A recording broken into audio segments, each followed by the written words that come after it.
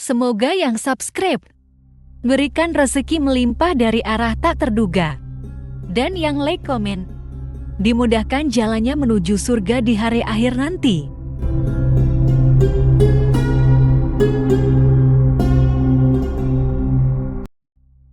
Suatu hari, saat kota Madinah sedang dalam suasana aman dan tenang, terlihat dari tempat ketinggian di pinggir kota, debu tebal yang mengepul ke udara. Debu itu semakin meninggi, bergumpal-gumpal hingga hampir menutup angkasa. Angin yang bertiup menyebabkan gumpalan debu dari butiran-butiran pasir Sahara yang lembut dan terbang menghampiri pintu-pintu rumah di Madinah dan berhembus dengan kuatnya di jalan-jalan. Orang-orang menyangka ada badai yang menyapu dan menerbangkan pasir, tetapi kemudian dari balik tirai debu itu mereka mendengar sebersit kabar tentang kedatangan kafilah besar yang panjang. Tak lama kemudian, 700 kendaraan yang syarat dengan muatannya memenuhi jalan-jalan yang mengguncang Madinah. Orang-orang saling memanggil dan mengajak sesamanya untuk menyaksikan keramaian ini, serta turut bergembira atas kedatangan harta dan rezeki yang dibawa kafilah itu. Ummul Mukminin Aisyah ketika mendengar suara hiruk-pikuk kafilah yang bergerak maju itu bertanya, "Apakah yang terjadi di kota Madinah?" Ada yang menjawab, "Kafilah Abdurrahman bin Auf baru datang dari Syam membawa barang-barang dagangannya." "Jadi, kafilah itu yang telah menyebabkan semua guncangan ini?" tanya Ummul Mukminin. "Benar, wahai Ummul Mukminin. Jumlahnya 700 kendaraan." Ummul Mukminin menggeleng-gelengkan kepala, pandangannya menerawang jauh seolah-olah sedang mengingat-ingat peristiwa yang pernah dilihat atau ucapan yang pernah didengarnya. Kemudian ia berkata, "Aku pernah mendengar Rasulullah Shallallahu Alaihi Wasallam bersabda, aku melihat Abdurrahman bin Auf masuk surga dengan merangkak." Abdurrahman bin Auf akan masuk surga dengan merangkak. Mengapa ia tidak memasukinya dengan melompat atau berlari kecil bersama angkatan pertama para sahabat Rasulullah? Sebagian sahabat menyampaikan cerita Aisyah kepadanya, maka ia pun teringat telah mendengarkan hadis ini dari Nabi lebih dari satu kali dan dengan redaksi yang berbeda-beda. Sebelum tali-tali pengikat perniagaannya dilepas, Abdurrahman melangkahkan kakinya ke rumah Aisyah lalu berkata kepadanya, "Engkau telah mengingatkanku suatu hadis yang tidak pernah kulupakan. Maka saksikanlah bahwa kafilah ini dengan semua muatannya beserta kendaraan dan perlengkapannya aku persembahkan di jalan Allah Azza wa Jalla." Seluruh muatan 700 kendaraan itu dibagi-bagikan kepada semua penduduk Madinah dan sekitarnya sebagai perbuatan baik yang agung. Peristiwa yang satu ini saja sudah cukup untuk mengukir sebuah gambaran yang sempurna tentang kehidupan Rasulullah. Abdurrahman bin Auf, dialah saudagar yang sukses, lebih sukses daripada kesuksesan yang pernah ada. Dia merupakan orang kaya dengan kekayaan yang melimpah ruah. Dia adalah seorang mukmin bijaksana yang tidak ingin bagian dari keuntungan agamanya hilang begitu saja, dan tidak sudi kekayaannya membuat dirinya tertinggal dari kafilah iman dan pahala surga. Untuk itu, ia mendermakan harta kekayaannya dengan kemurahan hati dan kesadaran nurani. Sebelum saya melanjutkan, dimohon kepada pemirsa untuk menonton video ini sampai selesai supaya tidak ada kesalahpahaman dalam memahami isi cerita, serta mohon bantu channel ini supaya semakin berkembang dengan cara subscribe dan tinggalkan like serta komen positifnya. Semoga apa yang dilakukan pemirsa bernilai pahala. Abdurrahman bin Auf adalah salah seorang dari 8 orang yang lebih awal masuk Islam. Abu Bakar datang kepadanya menyampaikan Islam, termasuk kepada Utsman bin Affan. Tidak ada persoalan yang tertutup baginya dan tiada keraguan yang menjadi penghalang. Bahkan dia segera pergi bersama Abu Bakar As-Siddiq menemui Rasulullah untuk menyatakan baiat dan memikul bendera Islam. Sejak menganut Islam sampai berpulang ke rahmatullah dalam usia 75 tahun, ia selalu menjadi teladan yang cemerlang sebagai seorang mukmin yang besar. Hal ini menyebabkan Nabi memasukkannya dalam 10 orang yang telah diberi kabar gembira sebagai ahli surga. Umar radhiyallahu anhu mengangkatnya sebagai anggota majelis syuro yang terdiri dari 6 orang yang merupakan calon khalifah yang akan dipilih sebagai penggantinya. Kala itu Umar berpesan, Rasulullah wafat dalam keadaan ridho kepada mereka. Cepatnya Abdurrahman masuk Islam telah menyebabkan dirinya harus mengalami penganiayaan dan penindasan dari Quraisy. Ketika Nabi Muhammad SAW memerintahkan para sahabatnya hijrah ke Habasyah, Abdurrahman bin Auf pun ikut berhijrah. Ia kemudian kembali lagi ke Mekah, lalu hijrah untuk kali kedua ke Habasyah, dan selanjutnya hijrah ke Madinah. Ia ikut bertempur di Perang Badar, Uhud, dan peperangan-peperangan lainnya. Keuntungannya dalam perniagaan sangat besar hingga mencapai batas yang membuat dirinya sendiri merasa takjub dan heran, sehingga ia berkata, "Sungguh, aku melihat diriku ini seandainya mengangkat batu, niscaya kutemukan emas dan perak di bawahnya." Perniagaan Abdurrahman bin Auf bukanlah jenis perdagangan yang tercela maupun monopoli. Bahkan ia sendiri bukanlah orang yang berlomba-lomba untuk mengumpulkan harta atas dorongan agar menjadi orang kaya. Sekali-kali bukan itu, melainkan suatu amal dan kewajiban yang keberhasilannya akan menambah kedekatan jiwa kepada Allah dan berkorban di jalannya. Abdurrahman bin Auf seorang yang kuat emosi jiwanya, di mana ia menemukan kepuasan emosinya itu dalam amal yang mulia. Apabila ia tidak sedang sholat di masjid dan tidak sedang berjihad dalam peperangan, ia pasti sedang mengurus perniagaannya yang berkembang pesat. Sehingga kapilah-kapilahnya dari Mesir dan Syria membawa ke Madinah barang-barang muatan yang dapat memenuhi kebutuhan seluruh jazirah Arab, baik pakaian maupun makanan. Ia menunjukkan kepada kita bahwa seorang yang kuat emosi jiwanya adalah ketika kaum muslimin hijrah ke Madinah. Rasulullah pada waktu itu menerapkan aturan untuk mempersaudarakan 2 orang sahabat, salah seorang dari muhajirin warga Mekah dan yang lain dari Ansor penduduk Madinah. Persaudaraan ini berjalan dengan sempurna hingga membuat hati terpesona. Orang-orang Ansor yang merupakan penduduk asli Madinah membagi seluruh kekayaan miliknya menjadi 2 dengan saudaranya dari kalangan muhajirin. Bahkan istri pun direlakan. Apabila ia beristri 2, ia pun rela menceraikan 1 untuk diperistri saudaranya. Ketika itu Rasul yang mulia mempersaudarakan antara Abdurrahman bin Auf dengan Sa'ad bin Rabi. Sa'ad berkata kepada Abdurrahman, "Saudaraku, aku adalah penduduk Madinah yang paling banyak harta. Silahkan pilih separuh hartaku dan ambillah. Aku juga mempunyai 2 istri.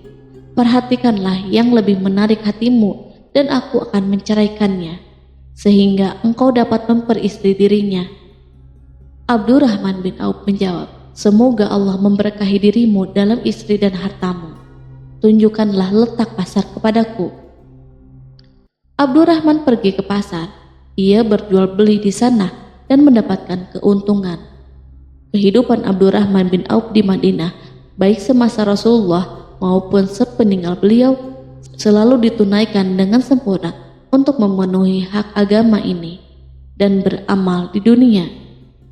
Perniagaannya sukses dan menguntungkan, seperti diungkapkan sendiri bahwa seandainya ia mengangkat batu dari tempatnya, pasti ia akan mendapatkan emas dan perak di bawahnya. Salah satu faktor yang membuat perniagaannya berhasil dan mendapatkan berkah adalah karena ia sangat selektif untuk berniaga yang halal dan benar-benar menjauhkan diri dari segala bentuk jual beli yang haram, bahkan yang subhat sekalipun.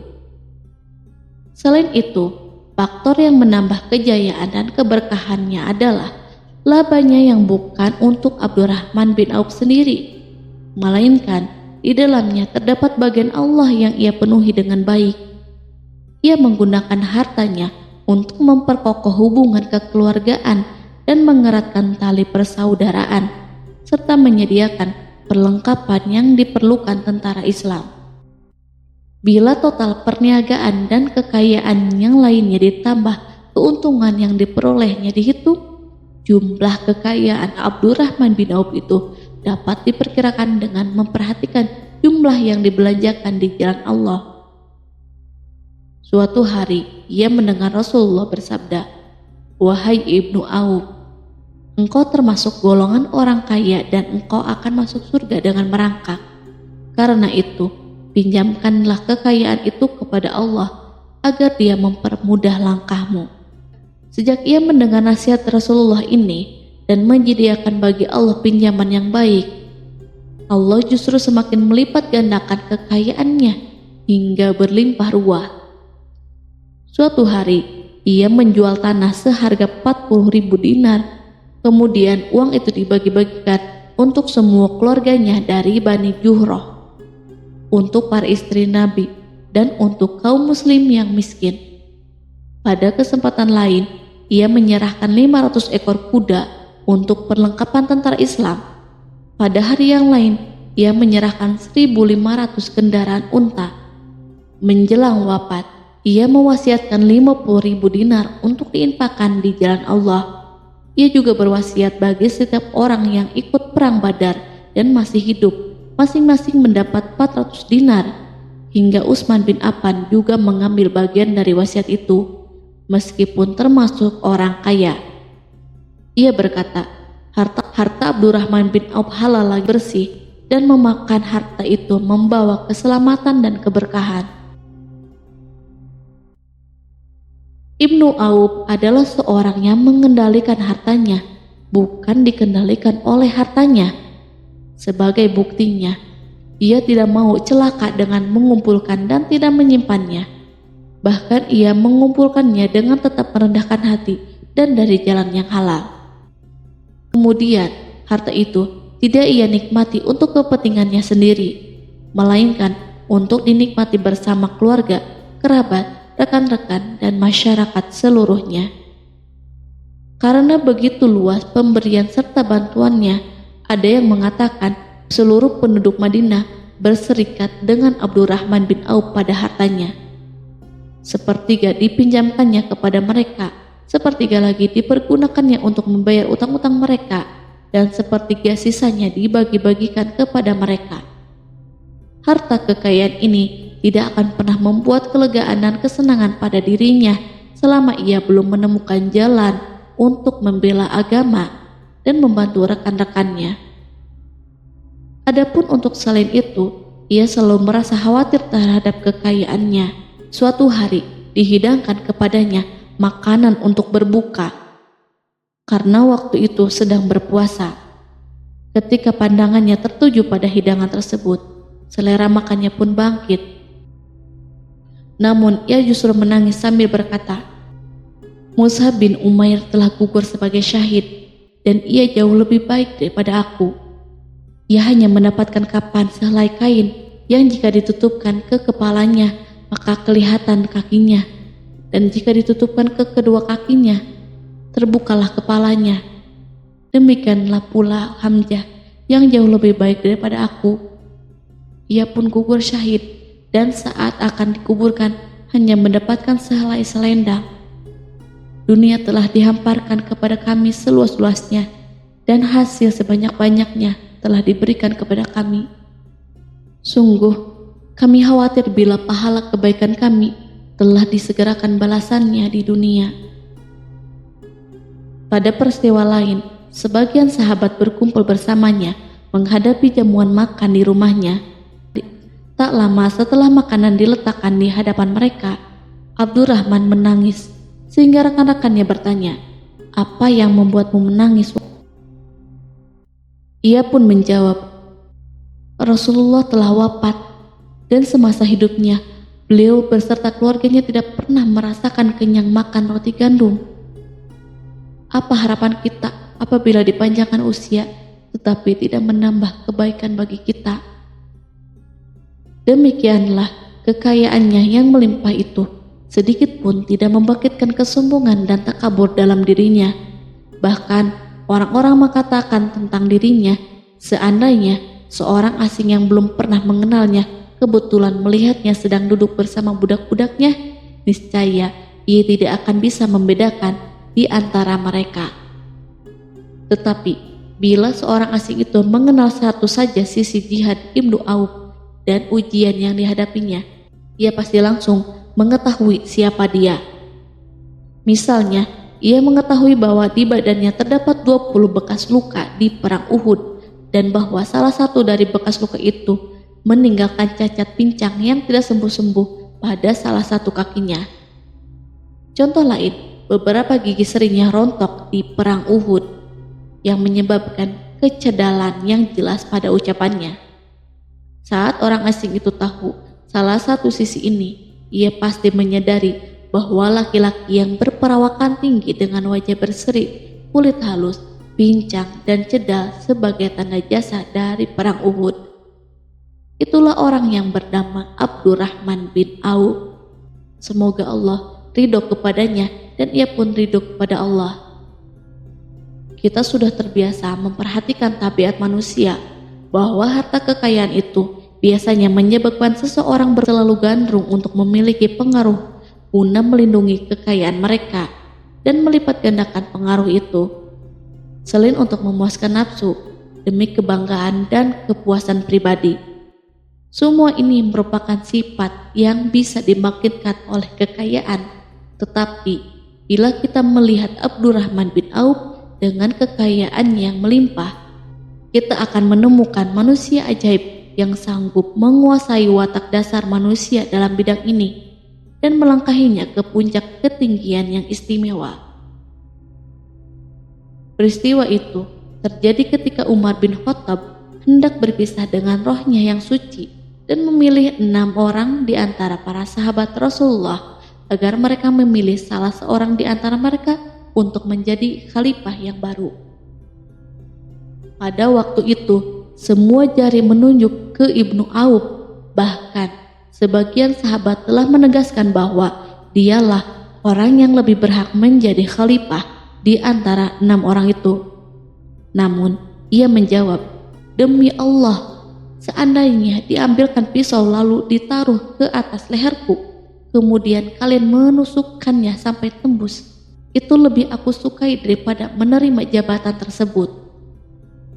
Demikianlah saat awal 6 orang terpilih itu mengadakan pertemuan untuk memilih salah seorang di antara mereka untuk menjadi khalifah yang akan menggantikan Al-Faruq, Umar bin Khattab.